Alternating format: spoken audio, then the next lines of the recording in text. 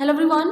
तो जैसा कि आप लोगों को पता है कि हम कर रहे अपनी आईटीआई कोपा थ्योरी की बहुत ही इंपॉर्टेंट क्वेश्चन, बहुत ही इंपॉर्टेंट क्लासेस, और आज हमारी क्लास नंबर 6 कोपा थ्योरी की। इससे पहले कि ऑलरेडी हम 5 क्लासेस कर चुके हैं, अगर आपने नहीं देखी तो वो देख लीजिए, प्लेलिस्ट आपकी बन चुकी है। आप मेरे होम चैनल पर जाएंगे तो सबसे पहले आपको चैनल को सब्सक्राइब कर लेना है। उसके बाद प्लेलिस्ट पर जाएंगे तो प्लेलिस्ट पर आपको ये आईटीआई कोपा थ्योरी एग्जाम 2024 करके एक प्लेलिस्ट मिल जाएगी। ऐसा ही थंबनेल आपको देखने को मिल जाएगा, वहाँ से आप क्लिक करके सारी क्लासेस को देख सकते हैं। एम्प्लॉयबिलिटी स्किल की भी हम क्लासेस कर रहे हैं, साथ साथ में उसकी भी प्लेलिस्ट आपको वहीं पर चैनल पर मिल जाएगी।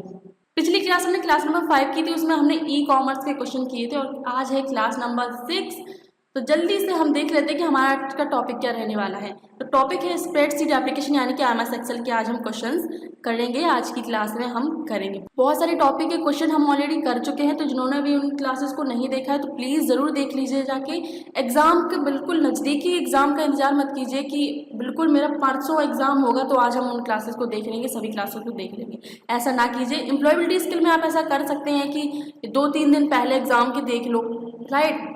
ऐसे आप कर सकते हो एम्प्लॉयबिलिटी स्किल के, लेकिन कोपा थ्योरी के लिए प्लीज़ आप ऐसा ना करें। डेली आप क्लासेस देखेंगे तो आपका जो प्रेशर है एग्ज़ाम का, वो एग्ज़ाम टाइम पे कम रहेगा। एग्ज़ाम के 2-4 दिन का प्रेशर अलग होता है ना, अलग ही लेवल का होता है, तो वो प्रेशर आपको नहीं रहेगा। इस वजह से कह रही हूँ क्लास बाई क्लास आप लोग देखते जाइए। और आप लोग मेरे व्हाट्सएप चैनल पर भी जुड़ जाएँ, फॉलो कर ले उस चैनल को। इंस्टाग्राम चैनल भी मैंने बना लिया है। आप लोग कॉमेंट कर रहे थे कि मैम अपनी इंस्टा आई डी बताइए, तो इंस्टा आई डी में देखिए, इंस्टा से आप जुड़ जाएंगे तो आप मुझसे जुड़े रहेंगे, एज अ पर्सनली आप मुझसे जुड़े रहेंगे। और व्हाट्सएप को अगर आप मेरे चैनल से जुड़ जाते हैं तो वहाँ पर मैं हर एक अपडेट सबसे पहले देती हूँ। मतलब चैनल पर भी नहीं आ पाता है, उससे पहले मैं व्हाट्सएप पे दे देती हूँ।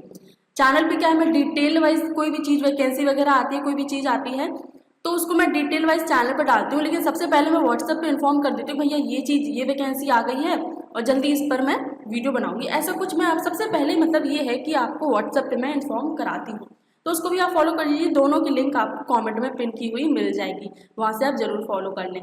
और इस चैनल को भी सब्सक्राइब करना बिल्कुल मत भूलिएगा, क्योंकि ऐसे ही इंपॉर्टेंट क्वेश्चन, निमी बेस्ड क्वेश्चन है, मैं हर बार हर क्लास में बोलती हूँ निमी बेस्ड क्वेश्चन है, तो इन क्वेश्चंस को आप डेली देखिए, पढ़िए, समझिए, राइट। क्लासेस आपकी डेली हो रही है, 3 दिन थ्योरी की, 3 दिन एम्प्लॉयबिलिटी स्किल की।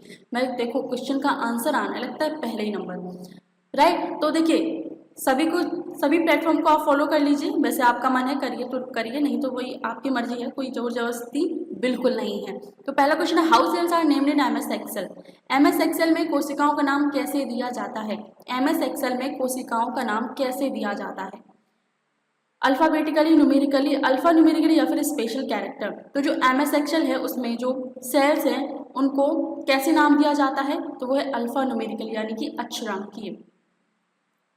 वर्ड क्रम, ये थोड़ा सा गलत टाइप हुआ है, वर्ड क्रम। नेक्स्ट है, what is the maximum limit of rows in MS Excel 2010।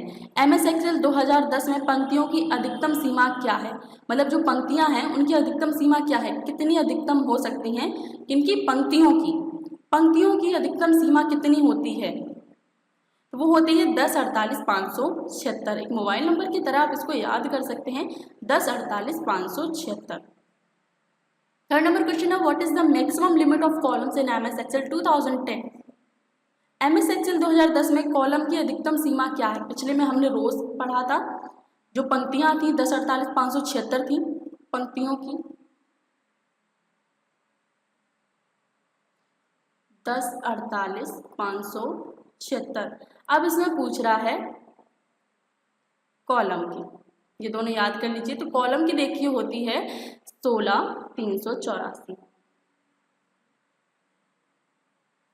क्या हो जाएगा, ऑप्शन ए 16,384। 16,384 होती है कॉलम की, और रोज की होती हैं 10, 48, 576। ये आप लोग याद रखिएगा। 4 नंबर क्वेश्चन है, which bar lies top of the window in MS Excel screen. Excel screen में कौन सी बार खिड़की के ऊपर स्थित है। एमएस एक्सेल बार में कौन सी बार खिड़की के ऊपर स्थित है, तो वो कौन सा बार है जो खिड़की के ऊपर स्थित होता है, यहाँ ऊपर। ये खिड़की है, जो पूरी स्क्रीन है ये क्या है, खिड़की है, राइट। क्लोज बटन कहाँ होती है, यहाँ पर होती है। मेन विंडो पर जाएंगे तो नीचे क्या होगा, नीचे टास्क बार होते हैं, जहाँ पर छोटे छोटे हमारे जो मिनिमाइज किए हुए एप्लीकेशन होते हैं या फिर प्रिंट किए गए एप्लीकेशन होते हैं वो टास्क बार में रखे जाते हैं। हमने पिछली क्लासेस में पढ़ा था, राइट। याद है कि नहीं है, यस करके बोलो, याद है कि नहीं है, पढ़ाया था, नीचे जो पिन किए गए एप्लीकेशन होते हैं या फिर जिनको हम मिनिमाइज कर देते हैं एप्लीकेशन को, वो कौन सी पट्टी में होते हैं, बताया था टास्क बार में, राइट। तो नीचे जो पट्टी होती है मेन डेस्कटॉप पर, तो वहाँ पर जो नीचे की पट्टी होती है वो कहलाती है टास्क बार। और जब हम कोई से अभी एप्लीकेशन जैसे एक्सेल खोले हैं, फिर पावर पॉइंट खोले हैं, तो ऊपर की जो पट्टी होती है जहाँ पर फाइल नेम दर्शाया जाता है, कौन सा बार होता है। तो यही इस क्वेश्चन में पूछा है कि एक्सेल स्क्रीन में कौन सा बार खिड़की के ऊपर स्थित है, तो वो है टाइटल बार। मैंने बोला था ना टाइटल बार, टाइटल बार ऊपर साइड होता है, राइट, नीचे टास्क बार। और एक क्वेश्चन आया था, आप लोग एक कमेंट किया था कि क्या इस एग्जाम में नेगेटिव मार्किंग है, क्या इस एग्जाम में नेगेटिव मार्किंग है, तो जवाब है नहीं। एक मैं वीडियो डिटेल में बनाऊंगी जिसमें आपको पता चलेगा कि हमारी कोपा में कितने पासिंग मार्क्स हैं, मतलब कितने नंबर ला दें मिनिमम, मैक्सिमम नहीं, मिनिमम कितने नंबर आपको लाने कि आप पास हो जाएं। एम्प्लॉयबिलिटी स्किल में आपको कितने नंबर लाने कि आप उसमें भी पास हो जाएं। कोपा में आपके कितने नंबर आए कि आप उसमें पास हो जाएं। सॉरी, कोपा प्रैक्टिकल में, राइट, प्रैक्टिकल कोपा का जो प्रैक्टिकल है उसमें कितने नंबर आए कि हम उसमें पास हो जाएं। तो इसकी मैं एक डिटेल वीडियो बनाऊंगी। लेकिन एक कमेंट बहुत काफ़ी दिनों से आ रहा था कि क्या इसमें नेगेटिव मार्किंग है या नहीं है। मैंने जवाब भी दे दिया था, लेकिन फिर से एक दो लोगों ने कमेंट किया था। तो नेगेटिव मार्किंग इसमें नहीं है, आपको सारे क्वेश्चन अटेंड करने की कोशिश कीजिएगा कि आप जितने क्वेश्चन सही हो पाएँ इससे पास हो जाएं। और बाकी क्वेश्चन नहीं आ रहे तो फिर उनको आप देखिए कैसे भी करके अक्कड़ बक्कड़ बम्बे बोल करके आप उनको टिक लगा सकते हैं। लेकिन कोशिश करेंगे, अगर आप अच्छे से पढ़ेंगे, क्लास बाई क्लास देखेंगे हर एक क्लास को, इन्हीं क्लासेस को, निमी बेस्ड क्वेश्चन को, तो आप बहुत ही अच्छा स्कोर कर पाएंगे। ठीक है, अगले क्वेश्चन पे बढ़ते हैं। How rows are numbered in MS Excel. MS Excel में पंक्तियों को कैसे गिना जाता है।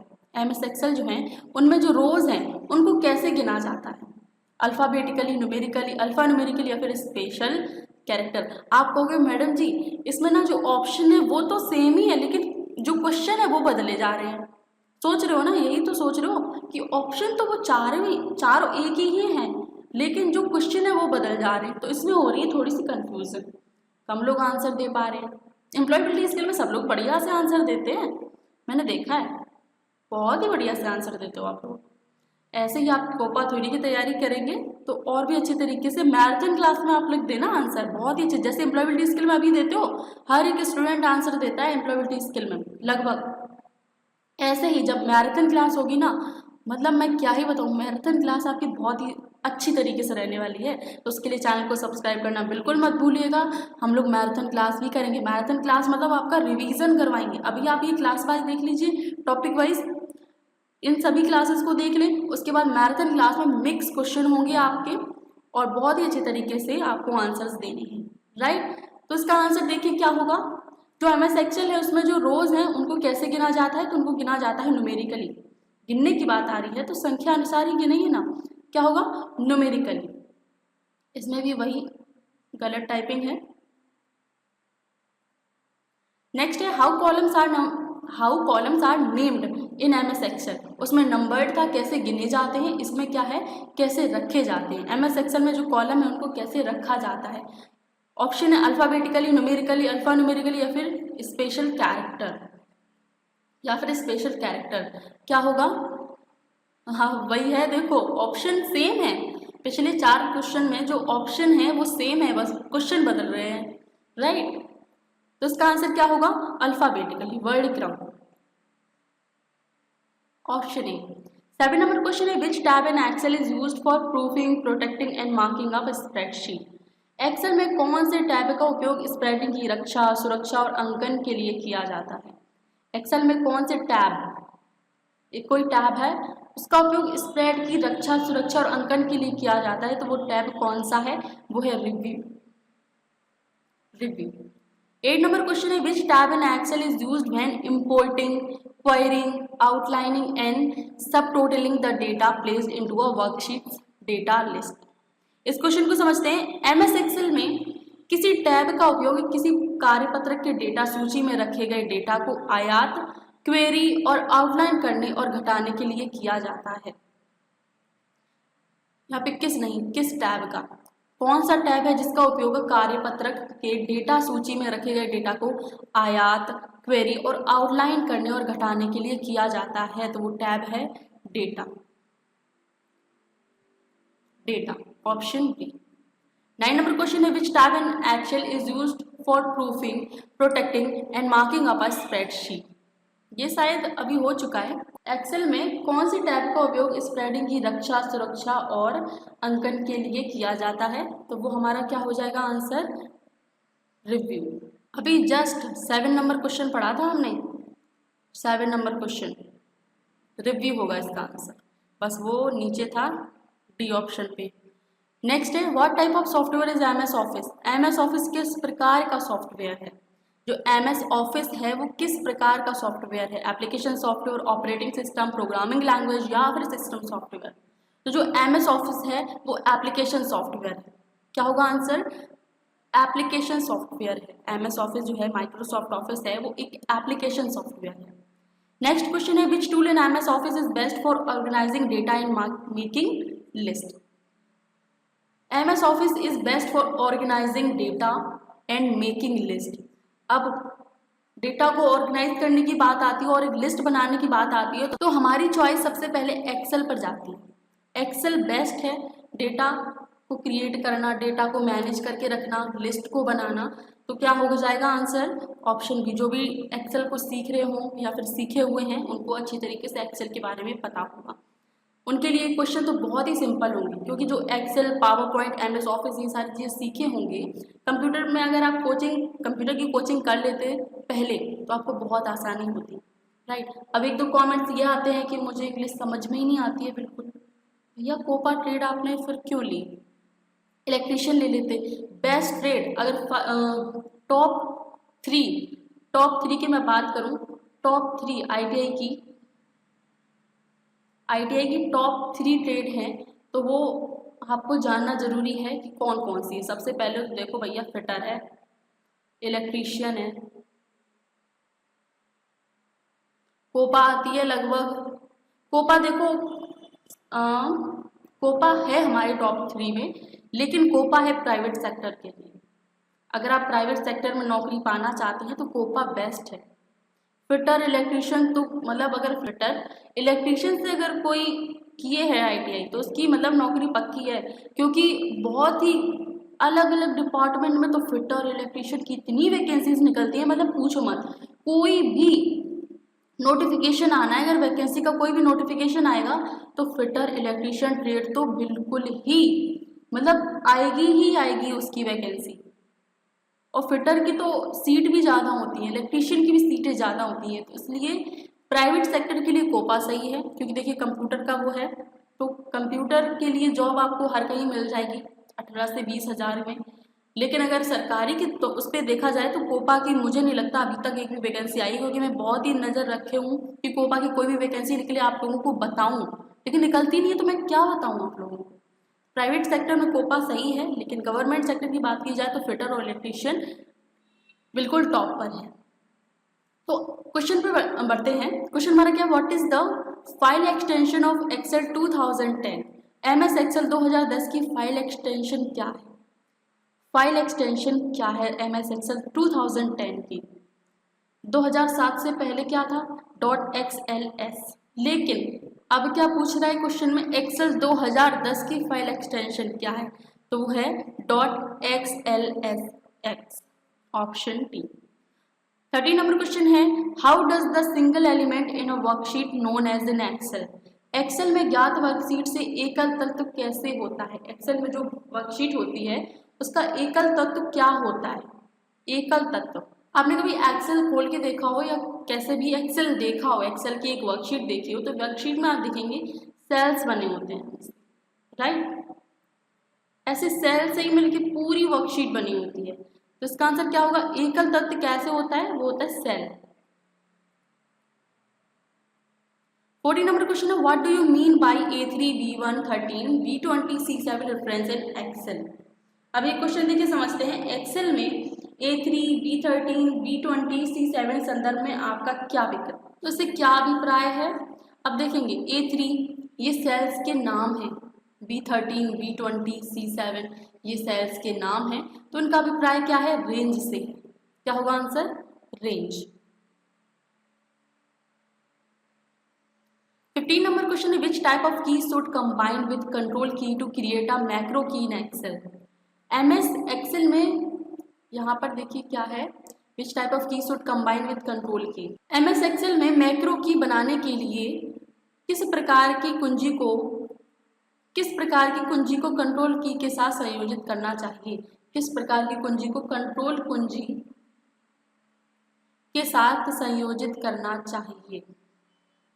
एमएस एक्सेल में जो मैक्रो की है, मैक्रो की बनाने के लिए हमें किस प्रकार की कुंजी को कंट्रोल कुंजी के साथ समायोजित करना चाहिए? ऑप्शन है न्यूमेरिक, अल्फाबेटिक, अल्फा न्यूमेरिक या फिर स्पेशल कैरेक्टर। तो आंसर हो जाएगा अल्फाबेटिक, ऑप्शन बी अल्फाबेटिक यानी कि वर्णानुक्रम।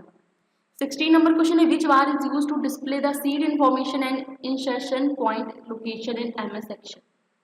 एमएस एक्सेल में सीड सूचना प्रविष्टि बिंदु स्थान प्रदर्शित करने के लिए किस बार का उपयोग किया जाता है? किस बार का उपयोग किया जाता है? किसके लिए? सीड सूचना प्रविष्टि बिंदु स्थान किस बार का उपयोग किया जाता है? तो वो बार क्या है? Ruler, scroll bar, status bar या फिर टाइटल बार। तो ये बार कहलाएगा status bar, option C status bar. मैं एक चीज मैं देखती हूँ, जिन लोगों ने पहली क्लास देखी है, राइट, आप लोगों की मैं आदत समझती हूँ, मैंने पहली क्लास में आप लोगों को बता दिया था कि हम मैराथन क्लास करेंगे। तो कुछ जो स्टूडेंट हैं, लगभग 60% स्टूडेंट जो हैं, उन्होंने बस क्लास फर्स्ट देखी है, केवल क्लास फर्स्ट देखी। और जो 40% मेरे स्टूडेंट हैं वो रेगुलर क्लास को आ रहे हैं। क्लास फर्स्ट से मैं देख रही हूँ, वो अभी भी रोज कमेंट करते हैं, आंसर नहीं आता तो hello ma'am, good evening ma'am जरूर करेंगे, राइट। लेकिन जो 60% स्टूडेंट है ना, उन्होंने केवल क्लास 1 देखी है, उसके बाद क्लासेस को ज्वाइन ही नहीं कर रहे हैं, राइट। क्लास को ज्वाइन नहीं कर रहे हैं, उसके बाद यही 60% लोग एग्जाम दे के आएंगे। फिर यही 60% लोग एग्जाम के बाद कहेंगे मैडम जी कुछ नहीं आया, कुछ नहीं आया आपकी क्लास से, सब यही कहेंगे। हाँ, एग्जाम में देखिए ये क्वेश्चन, अगर ये क्वेश्चन है तो उसको, जो क्वेश्चन है एग्जाम में वो आपको थोड़ा घुमा फिरा के पूछ देगा, लेकिन सिलेबस तो आपका यही है ना। ऐसा तो है नहीं कि मैं CCC का सिलेबस पढ़ा रही हूँ, ओ लेवल का सिलेबस पढ़ा रही हूँ। पढ़ा तो आपका ITI लेवल का रही हूँ ना, बिल्कुल ITI लेवल का पढ़ा रही हूँ, निमी बेस्ड क्वेश्चन पढ़ा रही हूँ, और जो आपका सिलेबस में जो भी टॉपिक है वो आपको मैं पढ़ा रही हूँ। तो ये जो 60% लोग हैं ना, वो आप एग्जाम के टाइम देखना कितना हाहाकार मचाएंगे, कमेंट में धक्का मुक्की करेंगे, ये करवा दो वो करवा दो। तो अभी से जो मेरे 40% मुझे देखो ऐसा है कि मेरे क्लास से अगर 20 लोग भी पढ़ रहे हैं तो मुझे संतुष्टि है, मुझे इतने में ही खुशी है। भाई मेरा छोटा चैनल है, आज छोटा है, आप लोगों के सहयोग से मेरा बड़ा चैनल बन जाएगा, राइट। आप लोग सहयोग करेंगे तो मैं आगे बढ़ूंगी और भी स्टूडेंट को और अच्छे तरीके से पढ़ाऊंगी, राइट। तो प्लीज़ आप लोग क्लासेस को अगर रेगुलर देख रहे हैं, आप अपनी तरीके से जो पढ़ाई कर रहे हैं वो आप कीजिए अच्छे से, अपनी तरीके से जैसी भी पढ़ाई कर रहे हैं वो आप कीजिए। लेकिन अगर आप कोई भी क्लास देखते हैं मेरे चैनल से तो उसको रेगुलर देखिए, और फिर ठीक है कोई ज़बरदस्ती नहीं देखिए, लेकिन बाद में आके ये कमेंट मत कीजिएगा कि मेरे एग्जाम में कुछ आया नहीं। आएगा कहाँ से, क्योंकि आपने कुछ पढ़ा ही नहीं, राइट। क्वेश्चन क्या है? Which function key is use to open save as dialog box in MS Excel. MS Excel में डायलॉग बॉक्स के रूप में सेव करने के लिए किस फंक्शन कुंजी का उपयोग किया जाता है? कौन सी फंक्शन कुंजी है जिसका उपयोग किया जाता है डायलॉग बॉक्स के रूप में सेव करने के लिए? तो फंक्शन कुंजी F2, F5, F7 या फिर F12 क्या है? तो वो है F12, option D F12। 18 number question है which tab is use to change the display of worksheet area and the data and contents. Worksheet क्षेत्र के प्रदर्शन और उसमें मौजूद डेटा को बदलने के लिए किस टैब का उपयोग किया जाता है? वर्कशीट क्षेत्र के प्रदर्शन और इसमें मौजूद डेटा को बदलने के लिए किस टैब का उपयोग किया जाता है? तो टैब आपका कौन सा है? ऑप्शन पढ़ते हैं, पेज लेआउट, डेटा, रिव्यू या फिर व्यू। तो आंसर हो जाएगा आपका व्यू। कौन सा टैब होगा? व्यू टैब होगा। 90 नंबर क्वेश्चन है which view in Excel displays the pages exactly as they appear when print. Excel में कौन सा दृश्य पृष्ठ को उसी तरह प्रदर्शित करता है जैसे वे छपने पर दिखाई देते हैं? मतलब जैसे हम कॉपी करवाने जाते हैं ना, फोटोकॉपी करवाने जाते हैं तो वो उसी तरीके से कॉपी होता है जिस तरीके से हमने रियल जो कॉपी दी थी। जैसे आधार कार्ड की फ़ोटो करवाने जाते हैं, फोटोकॉपी करवाने जाते हैं, तो वो आधार कार्ड जैसा हमारा दिखता है वो उसी तरीके से प्रिंट हो जाता है। तो वैसे ही एक्सेल में पूछा गया है कि एक्सेल में कौन सा ऐसा व्यू है जो पृष्ठ को उसी तरह प्रदर्शित करता है जैसे वे छपने पर दिखाई देता है। तो वो कौन सा होगा? Custom view, full screen view, page break view या फिर page layout view. Page layout view, sorry मेरी जो टंग है वो स्लिप हो रही है। क्या होगा इसका answer? Option D, page layout view. वो कौन सा दृश्य है जो पृष्ठ को उसी तरह प्रदर्शित करता है जैसे वे छपने पर दिखाई देते हैं? तो वो है page layout view. 20 number question है, which one of the following will start with is equal to sign in Excel 2010। निम्नलिखित में से कौन सा एक्सेल 2010, ये 2000 लिखा है, 2010 में चिन्ह इज इक्वल टू चिन्ह के साथ शुरू होगा एक्सेल में। अब देखिए एक्सेल में आप जानते होंगे जब भी हम कोई भी फॉर्मूला डालते हैं तो इज इक्वल टू का पहले यूज करते हैं। अगर आप इसका चिन्ह नहीं लगाएंगे तो वो फॉर्मूला आपका नहीं माना जाएगा कि आपने कोई भी फॉर्मूला एंटर किया है। अगर सबसे पहले इज इक्वल टू का साइन है, ये साइन है, ये चिन्ह है, तो माना जाएगा कि हाँ आपने फॉर्मूला एंटर किया है किसमें? एक्सेल में। तो क्या होगा इसका आंसर? ऑप्शन डी, बिल्कुल सही है, option D. 21st number question है, which tab is used for creating, formatting and editing a spreadsheet. Spreadsheet बनाने, प्रारूपण और संपादन के लिए किस टैब का उपयोग किया जाता है? स्प्रेडशीट बनाने, प्रारूपण और संपादन के लिए किस टैब का उपयोग किया जाता है? ऑप्शन हमारे data, home, insert and review. आप लोग कहेंगे कि अब जो क्वेश्चन का लेवल है थोड़ा सा हाई हो गया है, मतलब मॉडरेट में है, अब मॉडरेट से थोड़ा हाई में जा रहा है, राइट? लग रहा है ऐसा? पहली, दूसरी, तीसरी या फिर 5वीं क्लास तो आपने बहुत ही अच्छी तरीके से पढ़ी है क्योंकि बहुत सिंपल क्वेश्चन थे, बिल्कुल मतलब ऐसा था, ई कॉमर्स से रिलेटेड था। अब ई कॉमर्स में क्या है कि ऑनलाइन शॉपिंग वगैरह है, ये सारी चीज़ें इससे रिलेटेड क्वेश्चन थे तो वो हमने आसानी से कर लिए। अब ये क्वेश्चन है, अब इन क्वेश्चंस को, इन क्लासेस को आपको बहुत ही ध्यान से समझने की जरूरत है। अगर आपको एक बार में समझ में नहीं आ रहा है तो आप इसको प्लीज़ दूसरी बार भी देख लीजिएगा। आपकी आसानी के लिए, आपकी सारी क्लासेस देखने के लिए आपकी प्लेलिस्ट भी बना दी गई है, चैनल के प्लेलिस्ट पर मिल जाएगा। नहीं तो लास्ट तक आप क्लास देखिए, स्क्रीन पर ही आपको एम्प्लॉयबिलिटी स्किल की भी प्लेलिस्ट देखने को मिल जाएगी और कोपा थ्योरी की भी प्लेलिस्ट देखने को मिल जाएगी, वहाँ से आप आसानी से देख सकते हैं, राइट? और आपको देखिए कमेंट में पिन किए हुए मिल जाएंगे मेरा व्हाट्सएप चैनल, वहाँ से आप जुड़ जाइएगा और मेरे इंस्टाग्राम हैंडल को भी फॉलो कर लीजिए, वहाँ से आप मुझसे जुड़े रहेंगे पर्सनली। तो स्प्रेडशीट बनाने, प्रारूपण और संपादन के लिए जो टैब है वो कौन सा है? वो है home tab, option B, home tab. 22 number question है, which function is use to count the number of cells that contains number in a range. किस फंक्शन का उपयोग उन कोशिकाओं की संख्या को गिनने के लिए किया जाता है जिसमें एक सीमा में संख्याएं होती हैं? आप ध्यान से पढ़िए, किस फंक्शन का उपयोग उन कोशिकाओं की संख्या को गिनने के लिए किया जाता है? गिनने के लिए किया जाता है जिसमें एक सीमा में संख्या होती है, मतलब एक लिमिट में होती हैं, जो संख्याएं हैं वो एक लिमिट में होती हैं और उन कोशिकाओं की संख्या को गिनने के लिए किया जाता है। वो कौन सा फंक्शन है? वो है count, option A, count. 23 number question है, which function is use to add the values in a range. किसी श्रेणी में मान जोड़ने के लिए किस फंक्शन का उपयोग किया जाता है? किसी श्रेणी में मान जोड़ने के लिए किस फंक्शन का उपयोग किया जाता है? ऑप्शन हमारे काउंट, सम, एप्स या फिर सम एफ। तो यहाँ पर देखिए मान जोड़ने के लिए किस फंक्शन का उपयोग होगा? वो होगा sum, option B, sum. Next है, which symbol is use to execute formulas in MS Excel.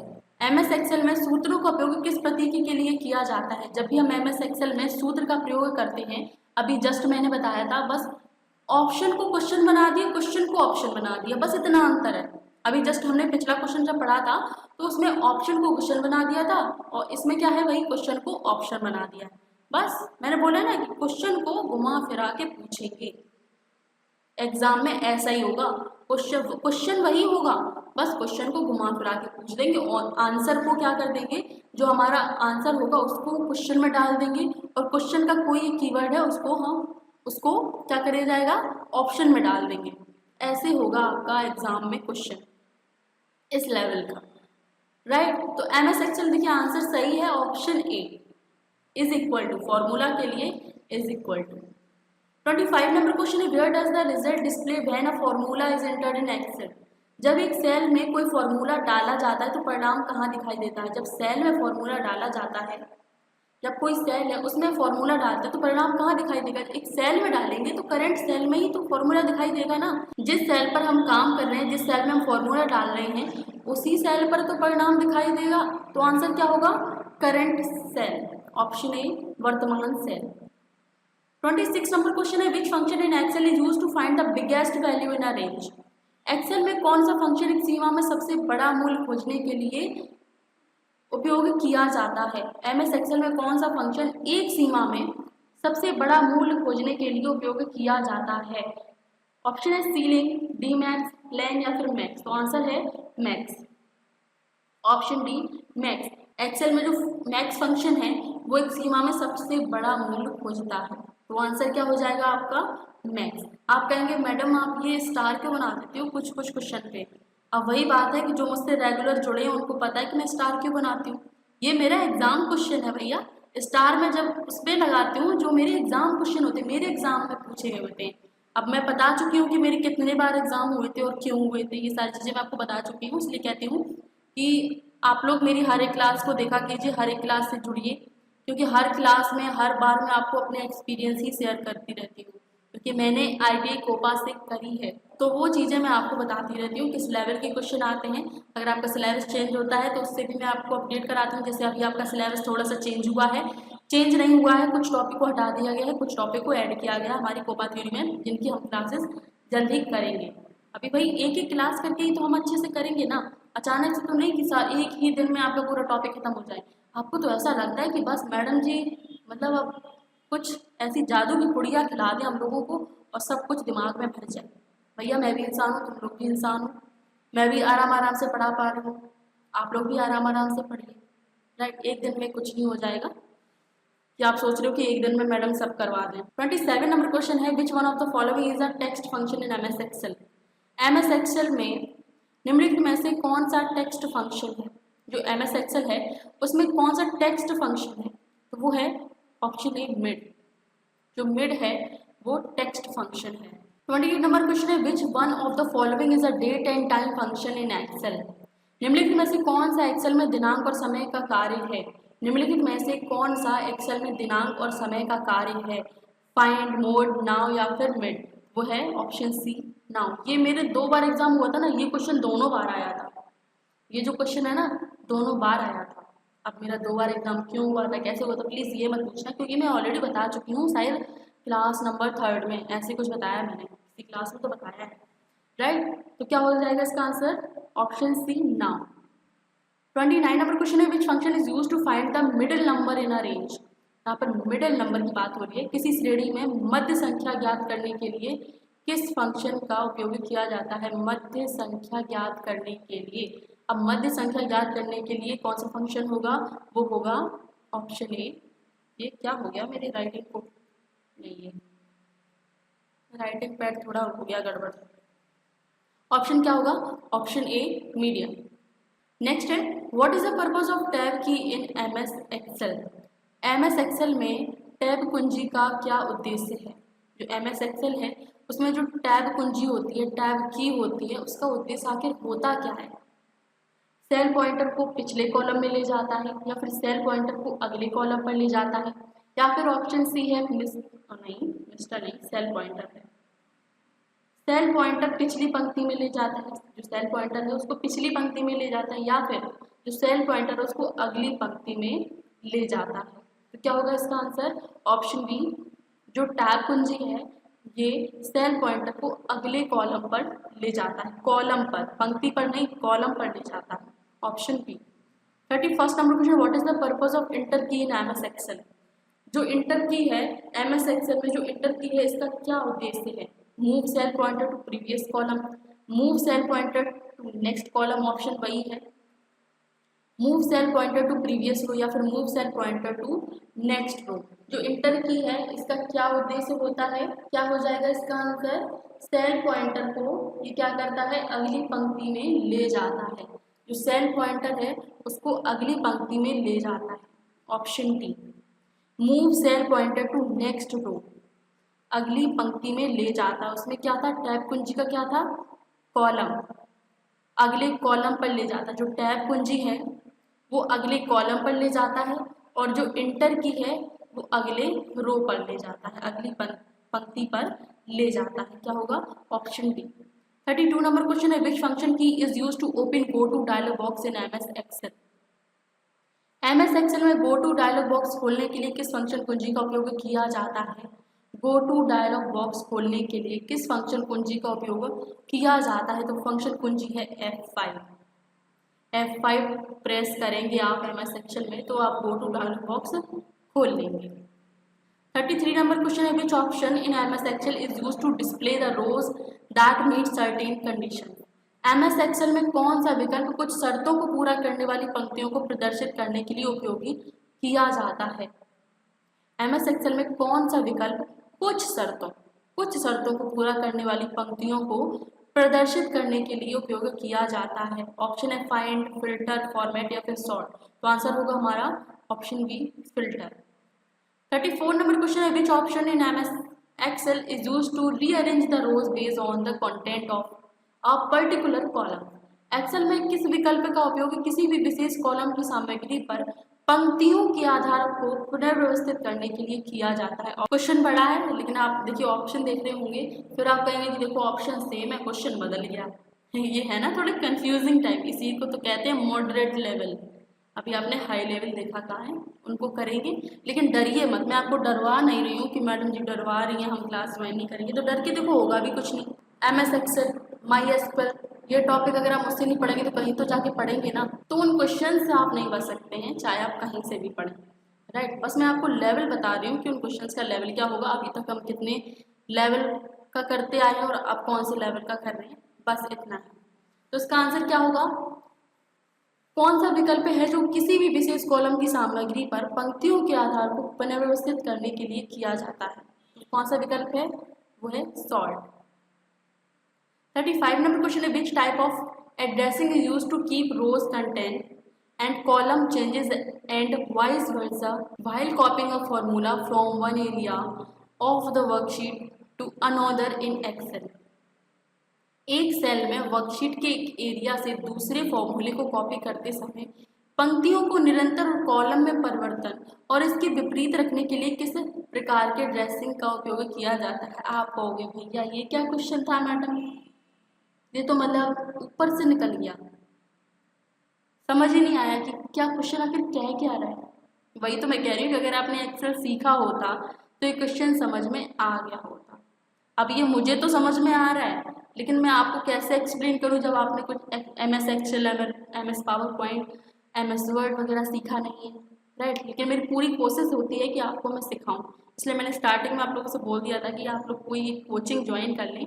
कोपाई कैसी ट्रेड है, देखो इलेक्ट्रिशियन वाले कहाँ जाएंगे कोचिंग ज्वाइन करने, फिटर वाले कहाँ जाएंगे, लेकिन कोपा आपकी एक ऐसी ट्रेड है कि आप ज्वाइन कर सकते हो, कोई भी कोचिंग सीख सकते हो, आगे चल के आपको नौकरी भी मिल जाएगी, राइट। ऑफिस वाली नौकरी मिल जाएगी आपको, कहीं पर भी आप काम कर पाएंगे, राइट। तो वो हम आपको जॉब के बारे में ऑलरेडी बता चुके हैं, कैसे क्या होती है जॉब, किसे मिलती है, कैसे मिलती है। क्वेश्चन क्या है, एक सेल से वर्कशीट के एक एरिया से दूसरे फॉर्मूले को कॉपी करते समय पंक्तियों को निरंतर और कॉलम में परिवर्तन और इसके विपरीत रखने के लिए किस प्रकार के ड्रेसिंग का उपयोग किया जाता है। ड्रेसिंग है मिक्स्ड। भाई आप कहोगे क्वेश्चन ही मिक्स्ड है तो आंसर तो मिक्स्ड होना ही था, राइट। आप कहेंगे क्वेश्चन इतना मिक्स था कुछ समझ नहीं आया, तो ऑप्शन तो उसका मिक्स्ड होना ही था, राइट। ऑप्शन ए होगा इसका राइट आंसर। 36 नंबर क्वेश्चन है, which one of the following is no argument function. निम्नलिखित में से कौन सा नो आर्गुमेंट फंक्शन है, इनमें से कौन सा है जो नो आर्गुमेंट फंक्शन है, नाउ, लोअर, मैक्स या फिर इफ। तो आंसर इसका now, option A. 37 number question है, which key is used to move the insertion point to the beginning of the current slide. वर्तमान सीट की शुरुआत में सम्मेलन बिंदु को स्थानांतरित करने के लिए किस कुंजी का उपयोग किया जाता है। वर्तमान सीट यानी कि करंट सीट, वर्तमान सीट की शुरुआत में सम्मेलन बिंदु इंसर्शन पॉइंट को स्थानांतरित करने के लिए किस कुंजी का उपयोग किया जाता है? तो कुंजी होगी control plus home, option D control plus home. 38 number question है, which key is use to make multiple lines in a single cell? किसी एक कक्ष में एकाधिक पंक्ति बनाने के लिए किस कुंजी का उपयोग किया जाता है? किसी एक कक्ष में, किसी एक सिंगल सेल में एकाधिक पंक्ति बनाने के लिए किस कुंजी का उपयोग किया जाता है? ऑप्शन है Alt plus inter, tab plus inter, control plus inter या फिर शिफ्ट प्लस इंटर। ऑप्शन क्या हो जाएगा इसका right? Alt plus inter, option A हमारा हो जाएगा राइट आंसर। नेक्स्ट देखिए, हमने एमएस एक्सेल के कंप्लीट क्वेश्चन कर लिए हैं, पूरा टॉपिक हमारा एक ही क्लास में कंप्लीट हो गया है। 38 क्वेश्चन किए हमने इस क्लास में, हाँ 38 क्वेश्चन किए हमने इस टॉपिक के। एमएस एक्सेल के 38 क्वेश्चन थे, सॉरी इस टॉपिक के 38 क्वेश्चन थे, वो हमने कंप्लीट कर लिए हैं। अब हमारा जो अगला टॉपिक होगा वो होगा इमेज एडिटिंग एंड प्रेजेंटेशन, यानी कि पावर पॉइंट। पावर पॉइंट होगा हमारा अगला टॉपिक। बहुत ही अच्छी तरीके से हम इस टॉपिक से रिलेटेड क्वेश्चंस को करेंगे क्लास नंबर इसमें 7 में, राइट। तो जुड़ना बिल्कुल मत भूलिएगा। शाम के 4 बजे हमारी रोज क्लासेस होती हैं, सिर्फ संडे को छोड़ के। संडे को हम क्लासेस नहीं करते हैं, आपके रिवीजन के लिए आप कर सकते हैं, बोल सकते हैं। और मैं भी क्वेश्चन को टाइप करती हूँ हिंदी में। जो भी नए नए क्वेश्चन आते हैं मुझे मिलते हैं, मैं देखती हूँ, ढूंढती हूँ आप लोगों के लिए रिव्यू बेस्ड क्वेश्चन, राइट। तो उनको मैं हिंदी में टाइप करती हूँ और सरल भाषा में समझाने की, लिखने की कोशिश करती हूँ ताकि आप लोग अच्छी तरीके से समझ जाएं, राइट। तो इसलिए संडे को आपकी क्लासेस नहीं होती हैं, एक तरीके से आप उसको रिवीजन भी कर सकते हैं उन क्लासेस का। और जो भी क्लास आपकी छूट गई उनको आप प्लीज़ ज़रूर देख लीजिएगा। प्लेलिस्ट आपको स्क्रीन पर शो हो जाएगी। कोपा थ्योरी की भी प्लेलिस्ट आपकी बना दी गई है, इंफॉर्मेटिव स्किल की भी प्लेलिस्ट आपको बना दी गई है। और आप मेरे व्हाट्सएप चैनल को भी फॉलो कर लीजिए, इंस्टा से भी आप जुड़ जाइए, राइट। और इस चैनल को सब्सक्राइब करना बिल्कुल मत भूलिएगा। मिलते हैं, आपको बहुत ही इंटरेस्टिंग टॉपिक होगा हमारा पावर पॉइंट। इससे रिलेटेड बहुत ही अच्छी तरीके से हम क्वेश्चंस करने वाले हैं, राइट। तो क्लास नंबर होगी हमारी 7, अगली जो क्लास है वो हमारी होगी क्लास नंबर 7, अगली क्लास होगी हमारी, राइट। तो मिलना बिल्कुल मत भूलिएगा, जुड़ना बिल्कुल मत भूलिए शाम के 4 बजे, ठीक है।